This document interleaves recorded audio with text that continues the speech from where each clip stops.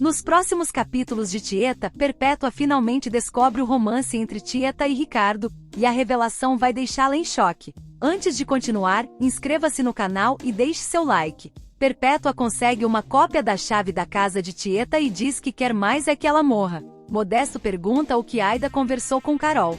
Ela responde que foi sobre tecidos, mas brinca que ele esperava falar de futebol e política. Comenta também que Letícia nunca gostou de criança, mas ela adorou o Júnior. Modesto pergunta por que o pai do garoto não apareceu, e Aida diz que o pai nem deve conhecer o filho e evitou tocar no assunto para não magoar Carol. Timóteo está no quarto com Bebê, que faz uma massagem nele. Quando termina, ele diz que vai se recolher, mas Bebê finge sentir dor e pede uma massagem.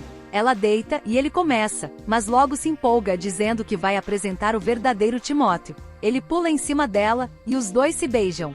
Enquanto isso, Elisa está em casa refletindo sobre o que Helena perguntou, se ela seria capaz de trair o marido. Depois, Bebê comenta que ninguém acreditaria se contasse sobre Timóteo, que parece tão comportado. Quando ele pergunta se ela gostou, ela diz que foi mais um banquete do que um aperitivo. Bebê ainda provoca, dizendo que agora entende por que a esposa dele anda tão cabisbaixa.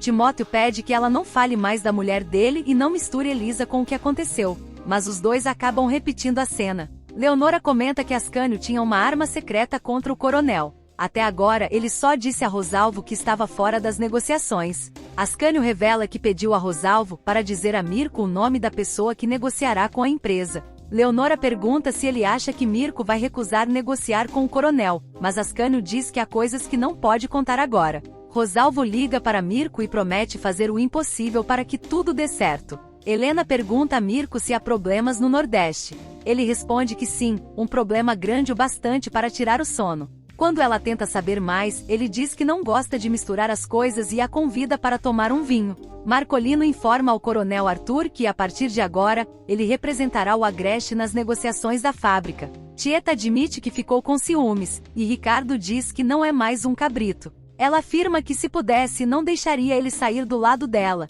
e ele responde que ela pode, já que é dona da própria vida. Perpétua entra na casa de Tieta enquanto ela e Ricardo estão aos beijos. Perpétua ouve um barulho na porta do quarto e volta para a sala desconfiada. Leonora pergunta a Ascânio sobre a viagem dele ao Rio. Ele diz que foi tratar do divórcio. Curiosa, Leonora quer saber se ele viu Helena e se algo aconteceu entre eles. Helena diz a Mirko que negociar com o coronel é mais fácil do que com Ascânio, já que o velho é manipulável.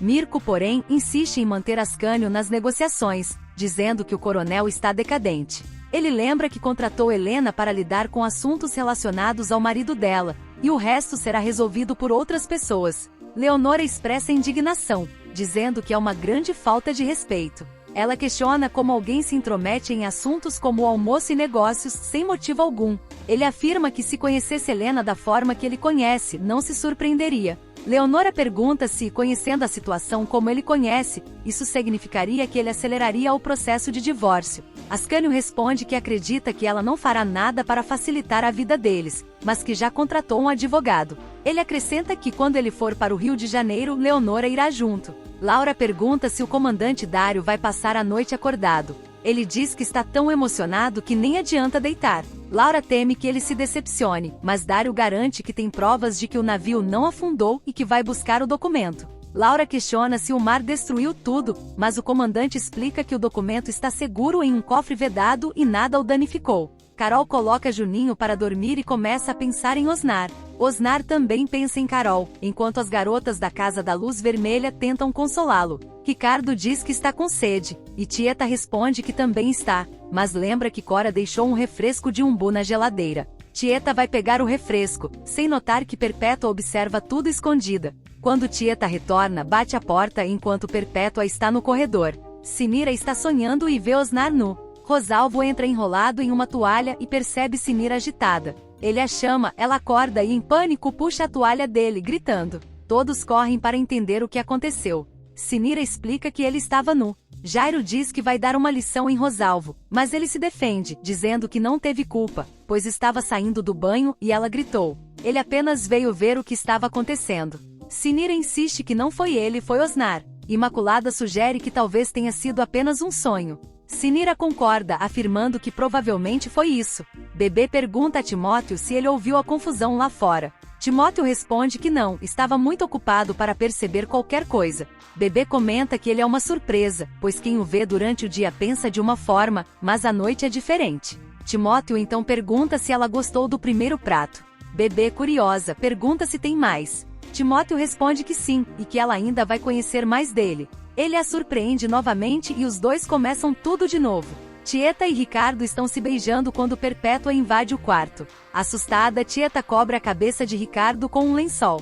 Perpétua, furiosa, diz que já sabia que Tieta recebia homens na sua cama, chamando-a de desgraçada e acusando-a de querer manchar novamente o nome da família.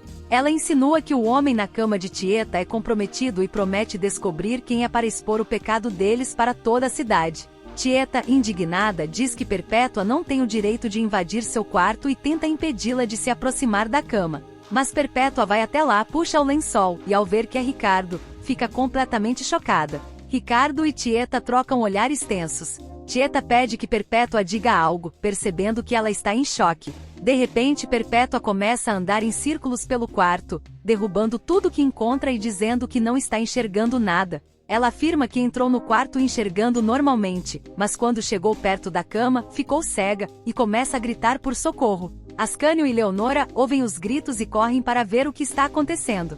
Perpétua, em desespero, pede que Tieta ajude, enquanto Ricardo aproveita a confusão para se vestir rapidamente e fugir pela janela. Perpétua insiste que Tieta deve avisar seus filhos que a mãe deles ficou cega. Tieta, confusa, questiona o que Perpétua está fazendo em sua casa àquela hora. Leonora chega e pergunta o que está acontecendo. Tieta responde que até agora não sabe.